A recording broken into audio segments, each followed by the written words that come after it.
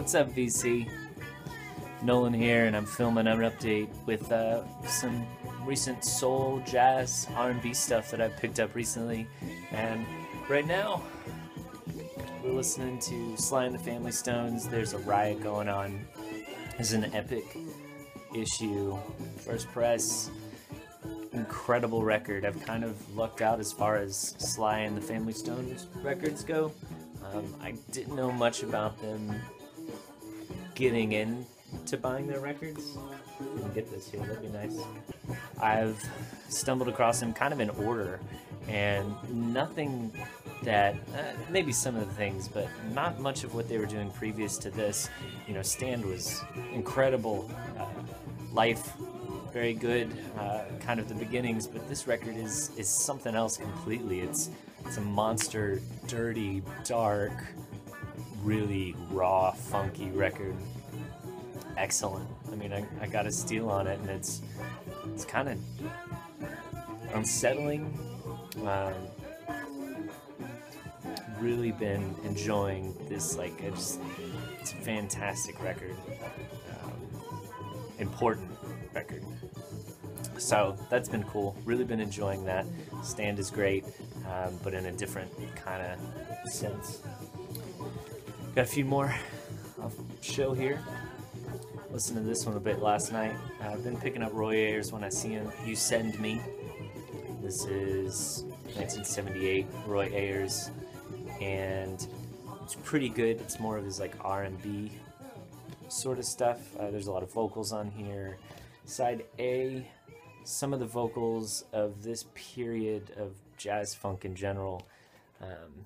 Cyrita kind of sings in this style, but a lot of runs, a lot of vibrato. Sometimes it can grate on my nerves a little bit. But fortunately, that's pretty much in the start of this album. Side 2 of this record, Get On Up, Get On Down, Every Time I See You, Rhythm, they burn. These are great funk tracks, and the vibes are killer. Roy Ayers' vocals are killer. Very enjoyable Roy Ayers record. I was able to get it for very cheap. This is something I've been looking for a while. Les McCann, Layers. Awesome.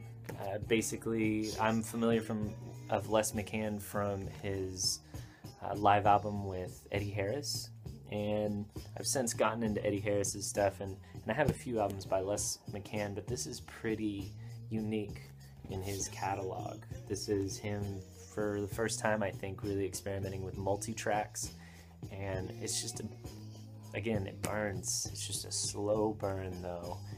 Great keyboards, great drums, and smoking record.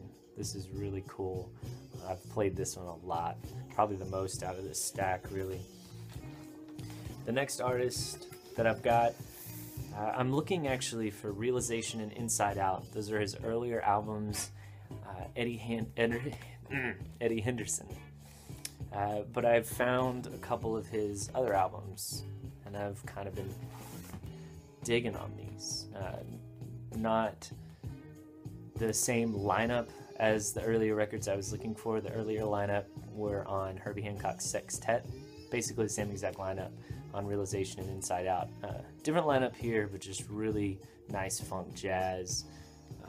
Some of the stuff I've been on this tip pretty hard lately. And this is 1977 Capitol Records, Coming Through. A lot of good grooves on this. Wonderful record. Another Eddie Henderson I picked up. This is, I think, before Coming Through, pretty sure. Heritage. This is on Blue Note, actually. And this, I think I've got the Blue Note, yeah. And awesome, you know, very Miles sounding stuff, but this guy knows how to play. This is a great record. These melodies kind of have this floating ethereal quality, and Entombed, I have a couple of his records. He does the percussion on this. Very cool. Eddie Henderson, still on the lookout for his earlier stuff, but those two immediately following it are really great. This is a blind buy, kind of. Bruno Martino, right? I remember 1945. I was watching some videos and this came up, recommended to me a track from this on my YouTube, and it was awesome. It's Italian issue, Ariston Records. This is Bruno Martino at Moog synthesizer, organs, piano with orchestra.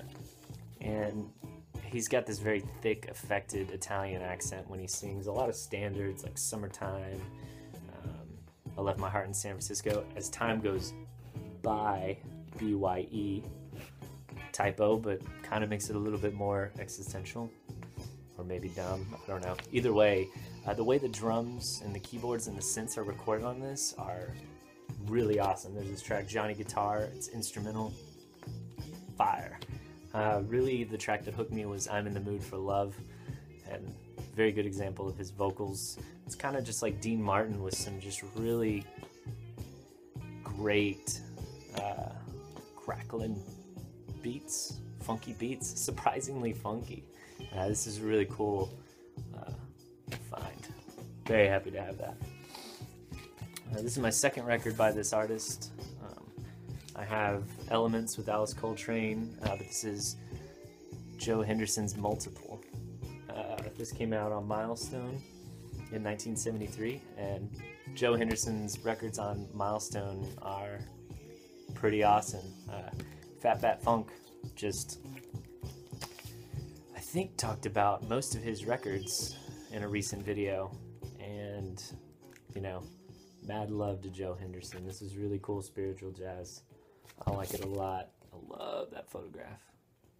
It's cool. Very cool. Joe Henderson.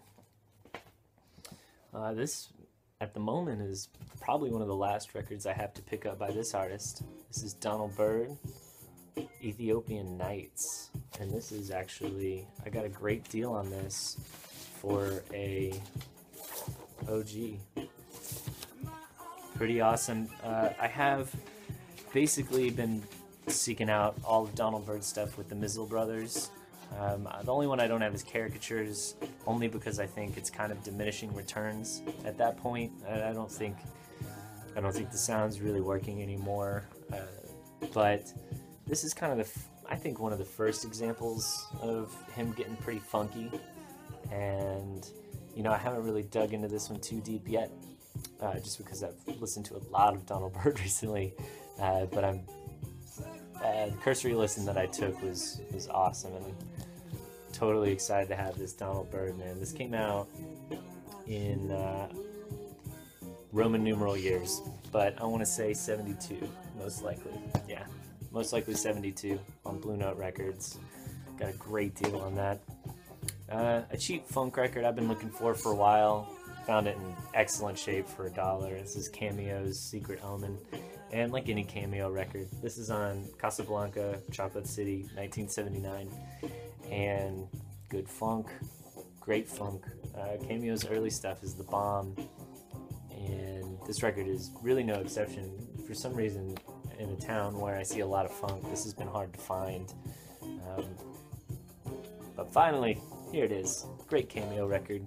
You can't go wrong.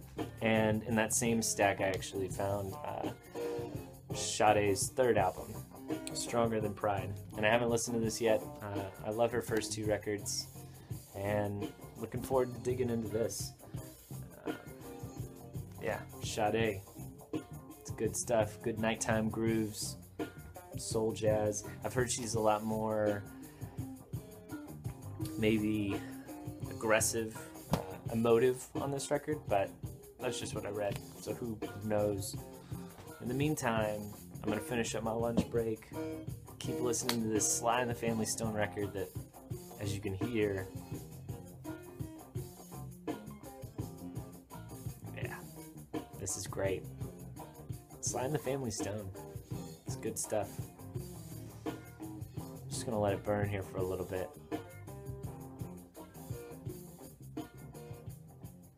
Cool. Y'all take it easy. Thanks for watching.